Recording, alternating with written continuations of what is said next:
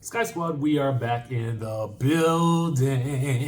Okay, I'm not back at home yet. So we're going to give this Married to Medicine a review.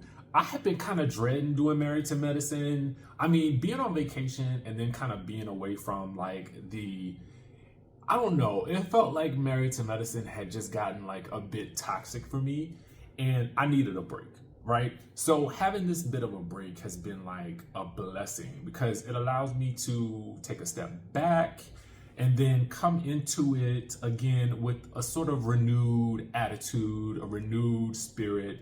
And, it just gives me a bit of a fresh perspective on it. So let's get into the recap. For those of you guys who are wondering, I am in Istanbul, Turkey right now, and we're about to make this review happen. All right, so we are on episode 14 of season 11, and we're just gonna go through some of the highlights because I feel like that's about A, all I have time for before I have to catch my flight. And then B, I don't want to get too deep into the nitty gritty because I feel like I would get repetitive or redundant in terms of things that I've already said.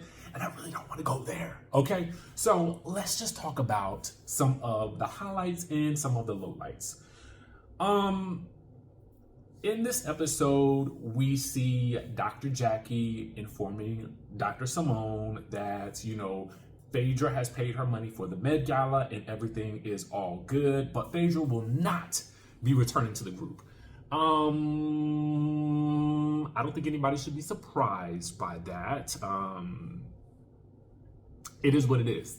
Phaedra called them mean girls and bees like these. And I would have to, here's the thing with Phaedra. Phaedra can be wrong about a lot of things. And I do think that there are things that Phaedra is wrong about because Phaedra talked about the Real Housewives of Atlanta girls before she came back when she was going to Married to Medicine. So I can't sit here and act like everything that Phaedra has said has been gospel, although I do like Phaedra. She's entertaining to me. But I also have this feeling of watching the ladies kick Quad off the island last season, reflect on the fact that not a single new person can really seem to excel or thrive on this show. I mean, it's like very few and far between. Dr. Contessa being one of them, right? But there have been numerous ladies that have come and gone on this show, and then they were just unceremoniously dismissed, or you even think back on the Mariah of it all, and you kind of begin to wonder if there's a pattern amongst this group of just sort of icing someone out, kicking someone to the curb. And I kind of feel like that is definitely happening on this show. Now, so Phaedra is right to a certain degree, and I feel like Phaedra is wrong to a certain degree. So I'm not going to put everything, into what Phaedra said. But I can definitely agree that there seems to be some type of mean girl tendencies happening when they sort of when they've utilized a person for what they needed to utilize them for, and then they send them on their way. Now, whether that is on the behalf of production or whether that is behalf of the group itself, I really don't know. All I know is what we have seen in the past and what we know that they need to work on in the future. We see Dr. Simone, with her two boys who are living, I think, in the condo that they have purchased for them. I think that's what they did. I think to a certain degree, I just feel like Simone, hire them a maid. Like, stop, don't put yourself through bringing these kids back home. Granted, they should be able to clean up for themselves. And that would be a requirement if it were me. If you're going to live in this place, then it needs to be spick and span when I come here every week. So either you need to hire a maid, or versus bringing them boys back home, which is going to upset your peace of mind, I feel like you need to put some ground rules in place. If y'all don't hire a maid, if y'all don't get this place spick and span, then you're going to have to pay for this out of your pocket. I'm going to actually make you pay more. So now you're going to have to work, and now you're going to have to work hard. And now you're going to have to do all the things that a normal person would do because I want you to respect my stuff, period. Let's move on to Dr. Contessa and Dr. Heavenly. Okay, so there's two things that I think are going on here. When we go back to the original issues that these two ladies have, you know, I do think that there's something to be said for what Dr. Heavenly said. If you are going to vent about your marriage, then it's probably not going to work to your benefit when people are asked about it and they speak on it. It's just gonna, they can, you know, Dr. Heavenly was only gonna be able to give the answers that she was able to give. But what I also think that Dr. Contessa was expecting was that if asked, you would not give your honest feedback or your honest critique of my marriage based on the things that I have told you in private that were not necessarily shared on the show. Granted, we all had questions about Dr. Contessa's marriage at the time. So there were already our own opinions about it. And so when Dr. Heavenly shared what she shared, I think that to a certain degree, Dr. Contessa may have felt like it was a violation of things that were said in private, as well as things that were talked about on the show. And I think that based on the relationship, the way she saw Dr. Heavenly, she probably expected some level of, I'm not going to give the people all of this, and I'm going to refrain from giving my honest thoughts. But Dr. Heavenly, when she is on her YouTube channel, she is there to give her perspective, and she is just a raw person. Now, you have to then know your friendships, and you have to know your friend, right? So then you have to then ask yourself, can I give this person the real reality of the inner workings of my relationship? And I personally just believe that the only person that you give the inner workings of your relationship to are your therapist or God. Okay? That is it. When it comes to your marriage, when it comes to your relationships in general, I am a firm believer in talk to a therapist, someone that you are paying to help you solve and resolve the problems, because I am of the mindset that venting about relationship issues really does not help you unless you are speaking with a person who has a personal vow to only be a listening ear and not have any level of judgment. So you have got to have you some friends that you talk to that are just going to be sitting there and just listening to what you're saying, not judging you, and definitely will take it to the grave. Period. Outside of that, a therapist and the Lord or your pastor. Okay? And I think that's where it starts and where it stops. You just got to know who you're speaking with. And I think that's just that. But I also think you have to understand where your friendship lies. I do not think that Dr. Heavenly would have given that assessment about Dr. Jackie, because I think that the friendship is understood to be a bit deeper, okay? So I think you have to know where you stand in your friendship in order to have a better idea of what you could communicate. And I think that's just that. You got to know, and it has to be clear. And when you don't know and there's no clarity, I feel like this is what ends up happening. That's it. And I think it also depends on what you also share on the show, because what we have seen from Dr. Contessa and Dr. Scott had at that point in time been, it had been pretty rough. We all had questions. Speaking of questions, I have a major question about this song that Dr. G has put out for the world. Granted, maybe it was done in jest, but I have secondhand embarrassment from it. I really do.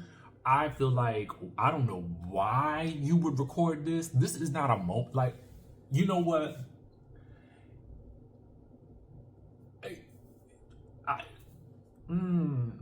I just would not have let this go to air. It just sounds really, really crazy. And I actually feel like I needed a warning before before I heard it, because nobody told me it was coming. Like nobody said anything about this being like coming up. And I just, you know what? But that's also the genius of reality TV. Some of y'all in my recap of Atlanta were like really here for Charles Oakley telling his wife on camera that her lace was lifting. And in my mind, I'm like, couldn't he have whispered that in her ear?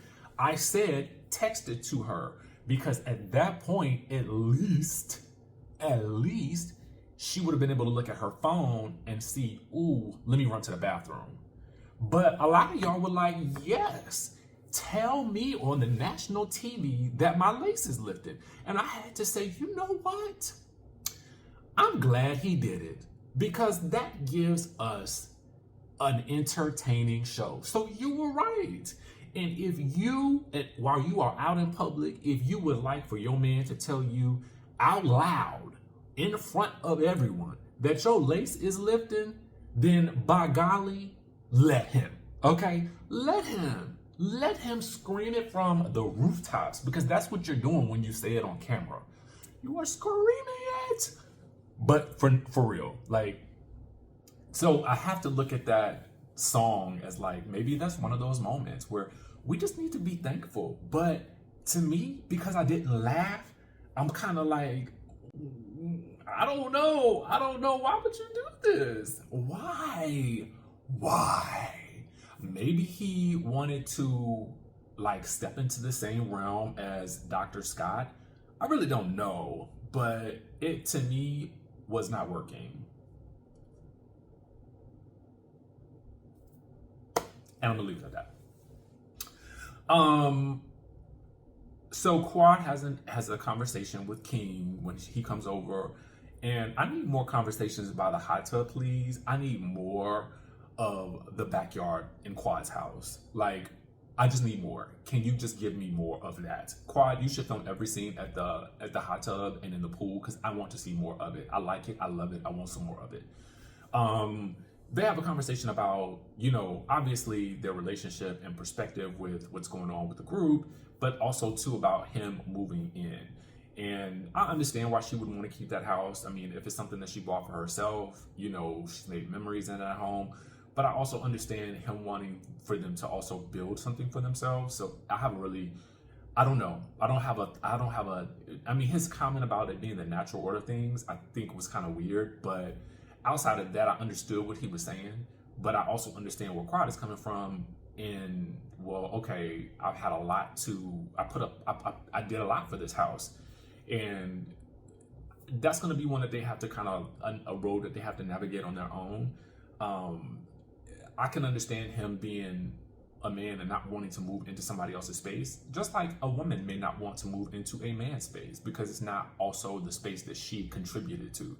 So, or whomever, you know what I'm saying? Anybody, any relationship, you may have doubts about moving into somebody else's space because it may never really feel like yours.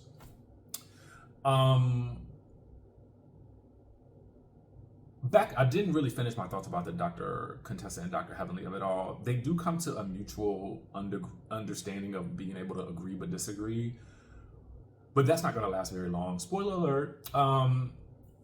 So Dr. Contessa is having a group event, and it really does lend itself to the reason why I'm going to give this episode a 9, because I did feel like after having a break from the show and then having the vacation, I don't want to call it a vacation because it was a lot of work, of having the experience that I just had in Thailand, it is really nice to see that the show gets back to what it really is about, and that is obviously doing the work that the doctors and the doctors' wives and the husbands do, which is giving back to the community.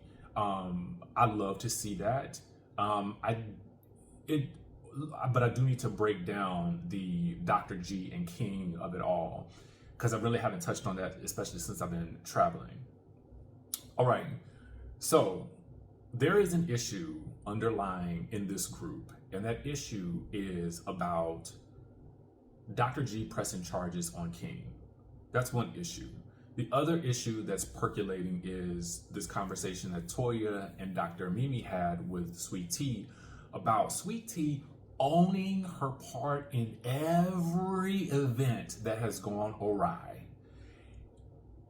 Let me touch on that first. Every time I hear them speaking about Sweet Tea, I feel like I'm being gaslit. And I feel like they are either they have not shown us things that have happened that Sweet Tea has done that has made her appear to the rest of the ladies to be aggressive and out of her mind. Like, that's how they talk about her, as though she has done these heinous things that have been unprovoked, that have just come out of nowhere, that have been unwarranted, and they are not having these same conversations about any of the other people that she's had these moments with. It is almost like they talk about her like she is a raging lunatic. And I'm just like, what am I missing? And that's why I feel like I'm being gaslit, because I'm like, the way Toya talks about Sweet Tea is like, you've just got to own everything that you're doing. You got to own it. And I'm like, Toya, I saw you mush Audra a couple of seasons. Now, Audra did get in your face, but never mind. Anyway, you reacted, but I didn't see nobody talk about that. Nobody mentioned, girl, you mushed that girl in the face. Nobody said a word about it. Nobody had to pull her aside and have a conversation with her. And this is after you had a whole fight with Mariah in season 1, where you got hit upside the head with a pocketbook. Now, granted, you was defending yourself, but nobody said, oh my God, we need to have a talk with Toya about how she's reacting to things. Nobody said that. Everybody just, obviously there was some issues at the time, but I felt like everybody just kept things moving. But when Toya mushed Audra in the face, like, nobody said anything. Like, it wasn't like, oh my God, we gotta get Toya to start taking some accountability. She's a wild one. She's a wild cat. Nobody said that. Nobody said it. So for Sweet Tea to have been put in some of the situations that she's been put in, especially when those situations have definitely probably made her feel unsafe, looking back, especially last season, it's kind of like y'all don't want to take any responsibility for the things that y'all do in this situation for the sake of making good TV. But definitely, y'all need to talk to her. She has to have a stern talking to about reacting, okay? And that's crazy to me. It's actually insane. So the other issue is Dr. G. And this is where the men have to have a conversation with him about not pressing charges on King. And, the women get into an altercation about, Quad not having her sort of safe space, which is King not being able to be around the group. Okay. As the group converges on the event, this is how I feel about it. Everybody in the group seems to feel like Dr. G should not have been pressing charges on King. Now, I don't know, there has been some talk about whether or not King had a background check done. I can't really speak on that because I got to go on what I see on the screen right at the moment. But I do think that is what production may have been reacting to, which means that the cast is likely reacting to that, which is preventing King from being around the group.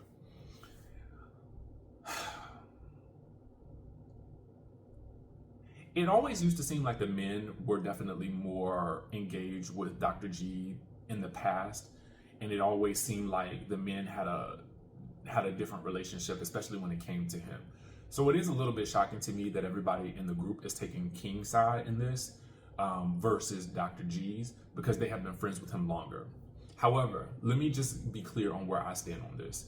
In terms of the world of reality TV, and in terms of like pressing charges and stuff like that, I for me, I feel like press charges if you feel like you are actually in danger.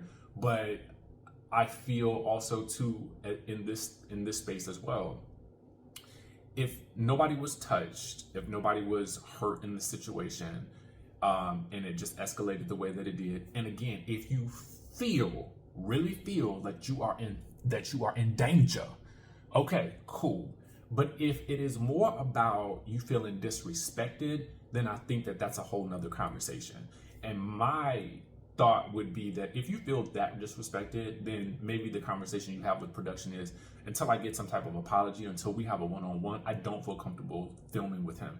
And I do think that the conversation needs to be between King and with Dr. G. I don't feel like he needs to have any further conversations with Quad. It is clear that they are not over where they used to be, even though at the end of last season, I felt like they were okay, because I felt like she wanted to give him a hug, and I don't know. I don't, in general, get the sense that Dr. G is upset by the fact that Quad has King. I think that there were generally things that were upsetting to Dr. G that Quad said that night when they were on their cast trip. That's where I think a lot of that stemmed from. And I think that's where it started. And I think that we can't really address that because I just don't think that they are going to be able to do it. So I do think that the men having their own conversation at their own sit down that was mediated by someone who was actually qualified to mediate the conversation, maybe like a Eugene or maybe like a Cecil. None of the other men, I feel like, are equipped to have that conversation. Or maybe, I was about to say maybe the new dude, but he's so new that I don't think it would. I love his opinions. I love his approach. But I just don't know if I don't know if it's his place. I don't know that he's there yet to have it. But maybe he could be. I think it would be better coming from maybe a Dr. Eugene, who I feel like is empathetic to both sides. That's what I think needs to happen. I think everybody else needs to stay out of it. Quad leaving when Dr. G and Sweet Tea came, I did not feel like was over the top. I felt like she should have probably left, because I understand where she's probably thinking. If my man can't be around, I don't want to be around this until that's resolved. Dr. Heavenly leaving with Quad, I don't really have too much of an opinion about that, because I feel like somebody probably should have left with her. And if it was going to be anybody, then I get that it was her. She has the least relationship with Dr. G and Sweet Tea at this point, so it made sense. But the argument between, I am a little bit confused by sometimes Dr. Contessa, because I really don't understand where she stands a lot. And it's a little bit confusing at times, because at times she too makes it seem like Sweet Tea is like a loose cannon and like off the rails and belongs in a straitjacket. But I don't know. That's just where we are with it. Let me know what you guys thought about the episode. I didn't feel like it was all that toxic, but I've also had some distance from it as well. So make sure you guys subscribe to the channel, hit that notification bell button, and I will catch you in the next video.